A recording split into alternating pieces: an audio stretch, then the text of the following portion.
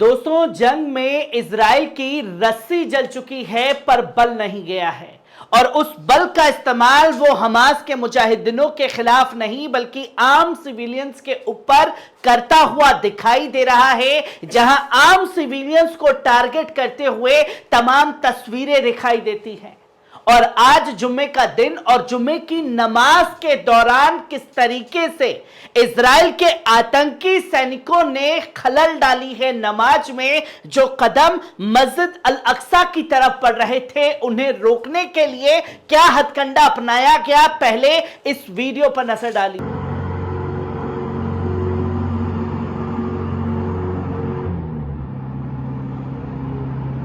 तो दोस्तों, आपने देखा ये वीडियो कि किस तरीके से आम सिविलियंस के ऊपर पानी की बौछारें की गई हैं। ये वो इजराइल के आतंकी सैनिकों का हाल है जिसकी रस्सी जल चुकी है पर वो बाज नहीं आ रहा। जहां इस जंग में इजराइल जो है आम सिविलियंस को निशाना बना रहा है, वहीं हमास के मुजाहिदीन चुन चुन करके निशाना इजरायली सैनिकों और उनके टैंकों को बना रहे हैं। पहले इस वीडियो पर नजर डालिए।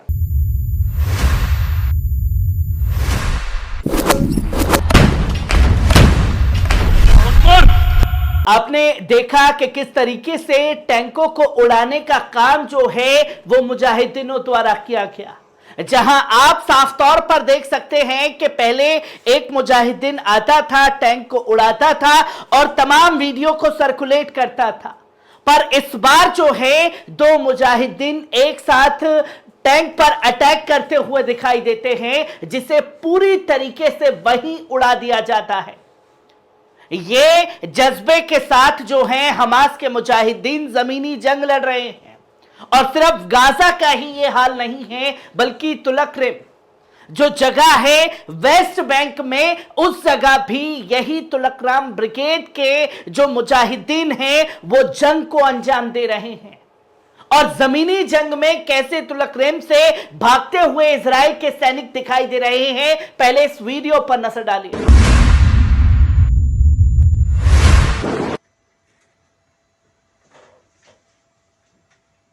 आपने देखा ये वीडियो, इस वीडियो को खुद ब्रिगेड के जरिए दुनिया के सामने रखा गया और बताया गया कि देखिए कैसे जिसे आप शेर समझ रहे थे, जिसे अमेरिका पाल पोस करके बड़ा कर रहा था और बता रहा था कि बेटा तू शेर है, तू शेर है और तू ही पूरे फिलिस्तीन को खत्म कर सकता है।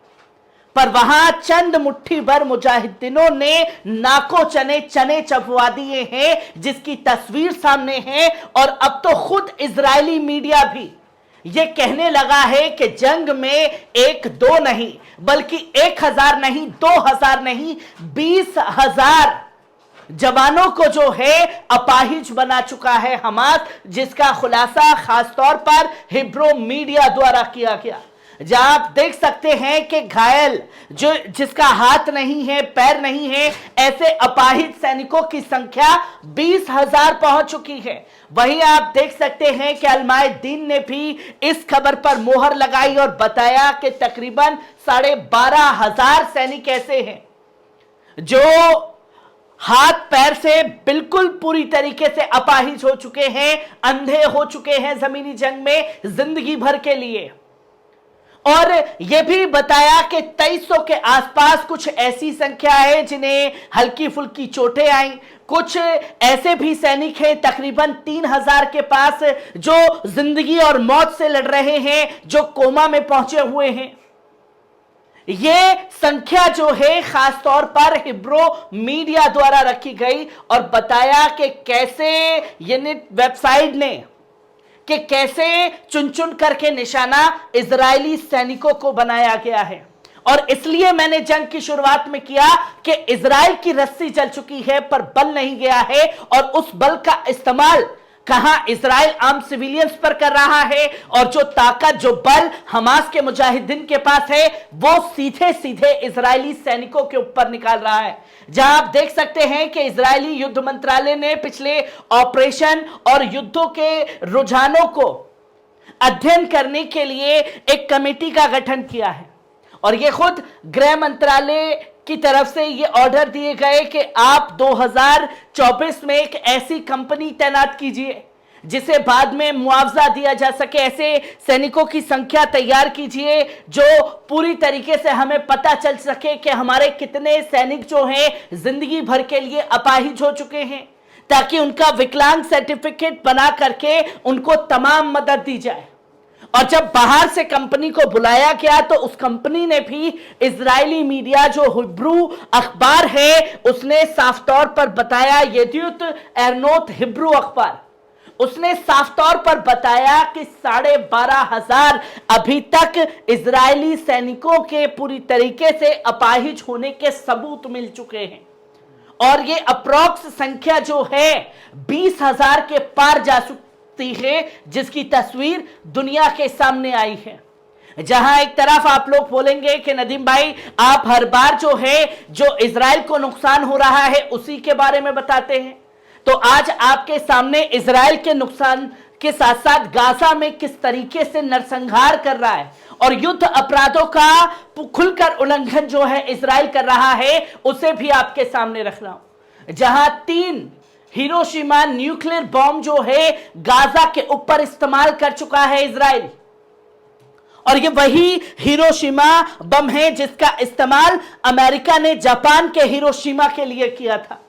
जहां आप देखें कि 65,000 के आसपास ऐसे बमों का, ऐसे टन बम का इस्तेमाल किया गया है जो गाजा को तबाह बर्बाद करते हैं। और इसलिए मैंने पहले ही आप लोगों से जंग के दौरान कहा था कि जो भी जंग में गाजा को नुकसान हुआ है वो खासतौर पर हवाई हमले में हुआ है, और जब हवा में उड़ने वाले इजरायली सैनिक जमीन पर आए हैं तो कैसे नुकसान खुद उठाना पड़ा आपने साफ तौर पर देखा। जहां 65,000 बम जो हैं गाजा के ऊपर गिराए गए, जिसमें से 3 बम जो हैं न्यूक्लियर बम का इस्तेमाल किया गया। वहीं इसके साथ साथ यह भी संख्या बताई गई कि 45,000 के आसपास ऐसी मिसाइलों का खासतौर पर इस्तेमाल किया है जो बिल्कुल गूंगी मिसाइल है। वो गूंगी मिसाइल मैं उसे इसलिए बता रहा हूं क्योंकि जब वो मिसाइलें दागी जाती हैं तो बिना शोर के वो सटीक निशाने पर गिरती हैं जिसका किसी को कोई पता ना लग सके। ये तमाम चीजें जो हैं लोगों के सामने आ रही हैं। जो गूंगे बमों का इस्तेमाल करने के चलते, मिसाइलों का इस्तेमाल करने के चलते आप साफ तौर पर समझ सकते हैं कि आम सिविलियंस को निशाना बनाने के लिए इसका इस्तेमाल किया गया, किसी हमास के ठिकाने को बनाने के लिए नहीं। अगर हमास के ठिकाने को उड़ाना होता तो इतनी मौसाद इंटेलिजेंस इतने इंटेलिजेंट थे कि वो सूंघ करके भी बता दे कि कहां पर हमास का ठिकाना है। आम सिविलियंस के घरों को तबाह कर दिया गया है, न्यूक्लियर बम दागे गए हैं जिसका इस्तेमाल किया गया। और आनन फानन के हमलों में अगर आप देखें तो ये जंग जो महदूद है वो खान यूनुस, वेस्ट बैंक और जबलिया इलाके में है। और क्यों उधर महदूद हो गई है? क्योंकि हमास के नेताओं के ठिकाने वहां हैं, जहां 1 टन के आसपास बम का इस्तेमाल किया गया है सिर्फ जबलिया इलाके में, और यूएस द्वारा उसे सप्लाई किया गया। खुद न्यूयॉर्क टाइम्स ने इस बात का खुलासा किया और बताया, द वॉल स्ट्रीट जर्नल ने भी इसे छापा और बताया कि ऐसे बमों का इस्तेमाल किया गया है। 15,000 सिर्फ जबलिया इलाके में मारे गए हैं। 57,000 के आसपास जो है ऐसी मिसाइलों का इस्तेमाल किया गया है ऑपरेशन अल अक्सा फ्लड के चलते। ये तमाम जो युद्ध का नियमों का उल्लंघन किया है ये आप लोगों के सामने है। कैसे 20,000 सैनिक जिंदगी भर के लिए अपाहिज हुए, और ये तो सिर्फ संख्या उन घायलों की है। मरने की संख्या आज तक कंफर्म नहीं कर पाया है इजराइल, जो कभी बताता है कि 400 मरे, 500 मरे। हर एक पहलू को बारीक से बारीक आपके सामने रखता रहूंगा। दीजिए इजाजत।